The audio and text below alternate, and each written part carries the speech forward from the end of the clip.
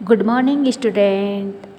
Online class में आपका स्वागत है। आज हम कक्षा 4 झलक बुक से पाठ 3 डेविड की गुलेल के अभ्यास प्रश्न करेंगे। सबसे पहले यहाँ हम मौखिक प्रश्नों के उत्तर देंगे। सबसे पहला प्रश्न है इसमें, डेविड कौन था? तो इसका उत्तर होगा डेविड 13-14 वर्ष का एक लड़का था। दूसरा प्रश्न है, डेविड किस नगर में रहता था और क्या काम करता था? तो इसका उत्तर होगा डेविड बैथलेहम नगर में रहता था और भेड़ बकरियां चराता था। नंबर 3 प्रश्न है, डेविड अपनी भेड़ बकरियों को भेड़िए और भालुओं से सुरक्षित बचाए रखने के लिए किस हथियार का प्रयोग करता था? तो इसका उत्तर होगा गुलेल। नंबर 4 प्रश्न है, डेविड इजराइल सैनिक छावनी में क्या करने गया? तो वह डेविड इजराइल सैनिक छावनी में अपने भाइयों से मिलने गया था। नंबर 5 प्रश्न है, गोलियात कौन था और उसने इजराइल को क्या चेतावनी दी? तो इसका उत्तर होगा गोलियात फिलिस्तीनी सेना का सैनिक था और उसने इजराइल को चेतावनी दी कि तुम अपनी सेना में से किसी को मुझसे लड़ने के लिए भेजो। आगे हम लिखित प्रश्नों के उत्तर देंगे। इसे आप अपनी कॉपी में नोट कर सकते हैं। मौखिक प्रश्नों को आपको कॉपी में नोट नहीं करना है। लिखित प्रश्न में सबसे पहले प्रश्न है, डेविड के पिता का क्या नाम था? तो इसका उत्तर होगा डेविड के पिता का नाम जेसी था। दूसरा प्रश्न उत्तर है आपका प्रश्न है, डेविड बड़ा होकर क्या बनना चाहता था? तो इसका उत्तर होगा डेविड बड़ा होकर सैनिक बनना चाहता था। नंबर 3 प्रश्न है, गोलियात कैसा व्यक्ति था? तो उत्तर होगा गोलियात क्रूर और सख्त व्यक्ति था। नंबर 4 प्रश्न है, राजा शॉल ने क्या ऐलान करवाया? इसका उत्तर होगा राजा शॉल ने ऐलान करवाया कि जो गोलियात को मारेगा उसके साथ मैं अपनी बेटी की शादी कर दूंगा और उसे बहुत सारा सोना और जवाहरात इनाम में दूंगा। नंबर 5 प्रश्न है, डेविड राजा शॉल से मिलने क्यों गया?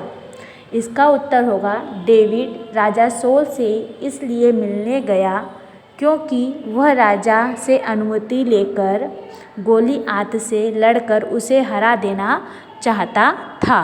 प्रश्न नंबर 6 है, डेविड ने गोलियात को कैसे मारा? इसका उत्तर होगा डेविड ने गोलियात को गुलेल में एक पत्थर रखकर गोलियात पर सनसनाते हुए छोड़ा। पत्थर ठीक गोलियात की कनपटी पर लगा। नंबर 7 प्रश्न है, डेविड को राजा शॉल ने क्या पुरस्कार दिया? इसका उत्तर होगा राजा शॉल ने डेविड से अपनी बेटी की शादी कर दी और उसे बहुत सारा सोना और जवाहरात पुरस्कार में दिए। अगला प्रश्न है नंबर 8, पाठ से सही वाक्यांश चुनकर दिए गए वाक्यों को पूरा कीजिए। इसमें आपको अधूरे वाक्य दिए हैं, इसे पाठ में से चुनकर अपने को पूरा करना है। पहला है उसके सिर पर, तो इसे पूरा करेंगे हम, पीतल का जगमगाता हेलमेट पहन रखा था।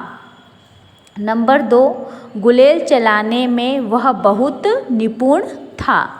नंबर 3, वहाँ से उसने 5 चिकने और गोल पत्थर लेकर अपनी थैली में रखे। नंबर 4, इतना कहकर डेविड तुरंत गोलियात की तरफ दौड़ा। नंबर 5, पूरे इजराइल में उत्सव मनाया गया। यहाँ वाक्य पूर्ण हो गए। आगे हम समझो भाषा में अनेकार्थी शब्द लिखेंगे। कर का अर्थ है हाथ, करना और किरण। इसी तरह से काल का अर्थ है समय, मृत्यु और यमराज। धन का अर्थ है संपत्ति, योग और पूंजी। आगे ख नंबर का प्रश्न है, इन शब्दों में सही स्थान पर अनुस्वार और अनुनासिक चिन्ह लगाइए। सबसे पहले अनुस्वार का चिन्ह दे रखा है, तो यहाँ हम अनुस्वार के चिन्ह लगा देंगे। नंबर 2 पर दे रखा है नीचे अनुनासिक का चिन्ह, तो यहाँ आप सही जगह पर अनुनासिक के चिन्ह लगा देंगे। मैंने यहाँ अनुनासिक और अनुस्वार के चिन्ह लगा दिए हैं, आप इसे कॉपी में नोट कर सकते हैं। नंबर ग, विलोम शब्द दे रखा है प्रश्न सुंदर। सुंदर का विलोम हो जाएगा कुरूप, ऐसे ही पास का विलोम हो जाएगा दूर, विजय का विलोम हो जाएगा पराजय, साहस का विलोम हो जाएगा दुस्साहस, युद्ध का विलोम हो जाएगा शांति और गुलाम का विलोम हो जाएगा आज़ाद। आगे घ नंबर का प्रश्न दे रखा है, प्रत्येक के दो दो पर्यायवाची शब्द लिखना है। जैसे बेटा, बेटा का पर्यायवाची हो जाएगा पुत्र और सूत। इसी प्रकार पिता, पिता का पर्यायवाची हो जाएगा जनक और तात। गुलाम का पर्यायवाची हो जाएगा दास और सेवक। दिन का पर्यायवाची हो जाएगा वार और दिवस। सैनिक का पर्यायवाची हो जाएगा सिपाही और तिलंगना। और राजा का पर्यायवाची हो जाएगा नर्प और नरेश। व्याकरण बोध में हम यहाँ पढ़ेंगे संज्ञा अथवा सर्वनाम की विशेषता बताने वाले शब्दों को विशेषण कहते हैं।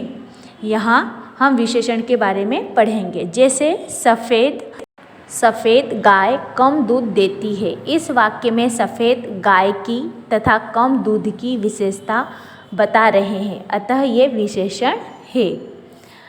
आगे है विशेषण शब्द जिसकी विशेषता बताते हैं उसे विषय कहते हैं। जैसे उदाहरण के तौर पर अच्छा लड़का में अच्छा शब्द विशेषण और लड़का विषय होगा। आगे दिया हुआ है रिक्त स्थानों में उचित विशेषण शब्द चुनकर भरिए।